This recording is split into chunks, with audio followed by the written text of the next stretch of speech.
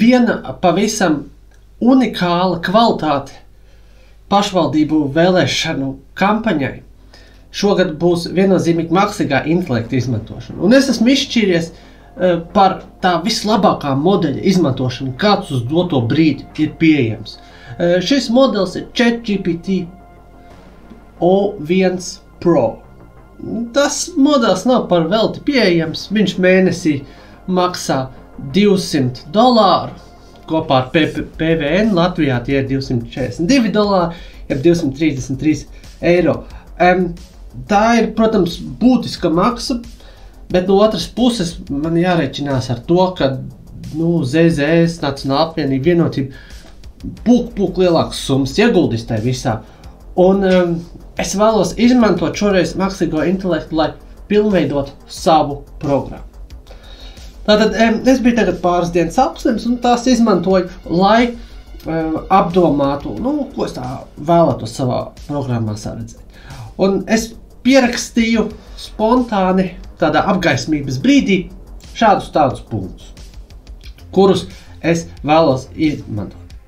Es jums šai sižetā sev blakus parādīšu divus dažādus, kā lai sakam, rezultātus. Vienreiz, kā ir faktiski izmantojot ChatGPT O1 modeli, kurš ir parastais modelis, un kurš, man liekas, ir arī pieejams pa $20 mēnesī.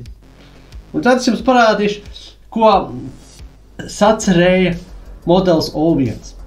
Es jums vēlos uzsvērt, ka tas viennozīmīgi nav gala rezultāts. Jo tas mākslīgā intelekta rīks, tomēr dienas beigās ir tāds kā instruments, tāds kā palīga līdzeklis, ar kuru lietas tiek bīdītas uz priekšu. Un, lai viņu pilnībā izmantotu, ir viennozīmīgi jāiet vairākas reizes viņam cauri. Tad ir jāapskata tas rezultāts, kāds viņš ir, un tad jāsaka, ok, šo punktu vajag pilnveidot, to vajag pilnveidot, to vajag pilnveidot, to vajag pilnveidot. Man liekas, daudziem cilvēkiem ir tāda aplama domāšana, tā ziņā, ka tam modelim pasaki, izdara man to un to, un viņš tev izdarīs visu uzreiz, perfekti tā, kā tu gribi. Tā galīgi nav. Viņam vajag dot precīzas instrukcijas. Un arī nevienmēr tam modelim viss ideāli iznāk. Bet, ja tiešām ar viņu strādā cauri vairākām versijām, tad sākumā izstrādā kaut kādu sākotnējo versiju, un pēc tam tu ej tālāk, dziļāk, saki, to vajag pamainīt, to vajag pilnveidot, to vajag mazliet savādāk darīt. Tad var izdoties tikt pie kaut kā pavisam unikāli. Un, tas, man liekas, būs kaut kas tāds pavisam savādāks šī gada pašvaldību vēlēšanu kampaņās, kā iepriekšējās kampaņās. Kaut ko tādu es iepriekš neesmu darījis.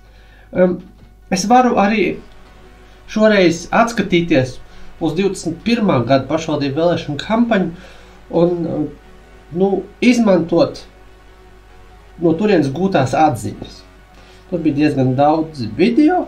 Daži video neaizgāja tik ļoti, bet daži diezgan aizgāja. Tā kā man ir kaut kāds priekšstats par to, kādas tēmas tendenciozi ir iemīļotas un kādas nav tik ļoti iemīļotas. Papildus tam, es vēlos šoreiz formulēt tos mērķus tādus, ka viņu sasniegšana pat nav obligāti saistīta ar nokļūšanu domē. Tātad tie mērķi ir jāformulē tā, ka viņus es caur kampaņu un caur ņemšanos vien varu daļēji sasniegt. Un faktiski tas ir samērā viegli darāms, jo ļoti centrāls aspekts šai visai kampaņai ir cīņa pret korupciju. Un caurspīdīgums valsts pārvalde ir tiešām tādas universālas zāles pret to visu. Ja? Un šeit es varu uzcepties par to īgatas iepirkuma manipulāciju, kur līdz šai dienai mēs nezinām par kādiem iepirkumiem konkrēti. Tur tika pieņemts tiesas lēmums. Tiesas lēmuma teksts nav nekur ticis publicēts. Ja, un nav skaidrs, cik lielus iepirkumus IGATA kopā ir uzvarējusi. Mums vienā brīdī tas Agris Vilks, kas ir izpildu direktors novada pašvaldībā, stāstīja, ka tur vienā gadā esot aptuveni 4 miljoni, bet tas ir neko neizsakoši. Ja viņš būtu publicējis konkrētu tabulu ar uzskaitījumu no iepirkumiem, tad būtu bijis iespējams strādāt pavisam savādāk. Attiecīgi, es izmantošu tās iespējas, kādas tehnoloģiski ir, šoreiz, lai veidotu kampaņu savādāk. Tā kā viennozīmīgi tie vides apstākļi ir būtiski mainījušies, un arī iespējas kaut ko darīt ir būtiski mainījušās. Un tāpēc es domāju, ka nekādā ziņā nevarētu runāt par kaut kādu iepriekšējā mēģinājumu atkārtošanu ar minimālām variācijām. Bet gan, jau tagad ļoti agrīnā fāzē sāk ieskicēties, ka šī kampaņa būs fundamentāli savādāk, kāda viņa ir bijusi līdz šim, salīdzinot arī ar iepriekšējām pašvaldību vēlēšanu kampaņām.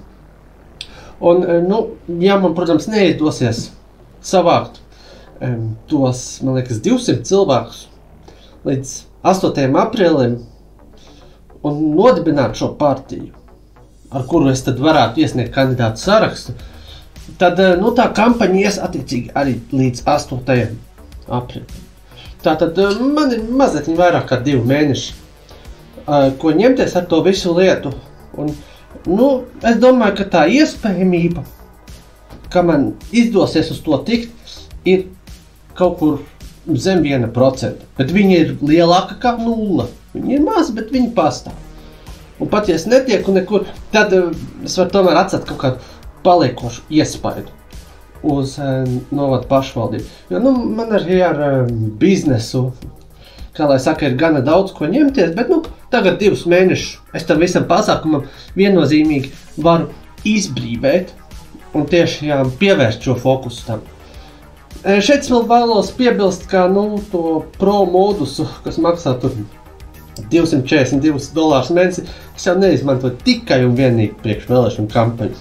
Es viņu arī izmantoju priekš sava darba, ja viņš, kā programmatūras izstrādes palīgs, ļoti jaudīgs, ļoti efektīvs. Ja viņu iznāk izmantot mēnesī vairāk kā 20 stundas, tad es domāju, viņš ļoti amortizējās, jo viņš tā kā asistents, kurš šo to saprot no programmēšanas, no programmas koda uzbūves, bet, protams, arī reizēm pieļauj kļūdu. Bet, viņi viennozīmīgi var salīdzināt ar kaut kādu programmas izstrādātāju asistentu, kuram maksā kaut kādus 10 eiro stundā, varbūt 15. Ne tas labākais, bet viennozīmīgi tāds tīri ok. Un arī par tiem 10 vai 15 vai tiešām izdosies kaut ko saprātīgi dabūt, tas ir arī zem jautājuma zīmes, jo IT sektorā tās algas kāpj. Un tas ir viens. Un otrs ir, kad man virsū nāk tas tiesas process saistībā ar Eichmannu. Tur arī pro modus viennozīmīgi, kā juridiskais asistents, kā palīgs tiesu jautājumos ir tiešām ļoti vērtīga un laba investīcija, jo advokātiem stundas likme ir kaut kur, no 50 uz augšu, bet pa 50 kaut ko dabūt jau arī ir diezgan pagrūti, bieži tās stundas likmes viņiem grozas kaut kur pie 100, attiecīgi samaksāt kaut kur 200 vēl kaut kas, priekš juridiskiem pakalpojumiem arī nebūtu tik traki, galīgi nebūtu tik traki. Un es domāju, ka šo modeli iespējams pat ir pa spēkam pārspēt tādā tiesiskajā dziļumā un juridisko tekstu pazīšanas dziļumā jau tādus pieredzējušus juristus. Jo viņš vienkārši var iet cauri diezgan lielām datu kvantitātēm. Bet no otras puses, protams, man arī jāatzīst ļoti svarīgs faktors tas, kā tiek investēts tas laiks, lai strādātu ar šo instrumentu. Nevar vienkārši apsēsties un teikt, uz priekšu strādā, dari, tad nekas no viņa nebūs, un ar viņu vajag strādāt precīzi. Es esmu pats ar to gana bieži saskāries, ka cilvēki viņam dod neprecīzas norādes. Tas pat ir vienalga, vai šis augstāk attīstītais O1 Pro modelis vai kaut kāds primitīvāks. Ja?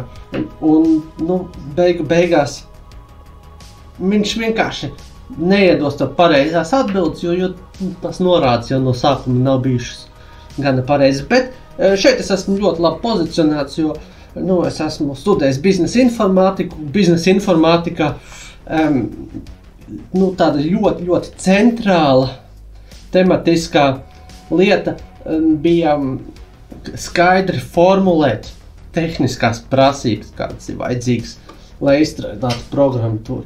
Jo bieži vien ir uzņēmumos tā, ka ir kaut kādi uzņēmumu vadītāji, menedžeri, kuri saka, mums vajadzētu aptuveni to un to. Ja?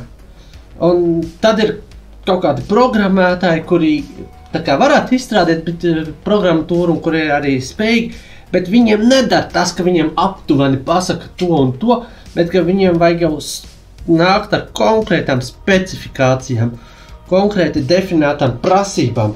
Mums vajag to un to, un attiecīgi, kādam vajag tur pa vidu sēdēt un to visu konkrētāk formulēt. Un šo programmētāju, kurš saņem precīzas prasības, aizvien vairāk sāk aizvietot šie mākslīgā intelekta modeļi.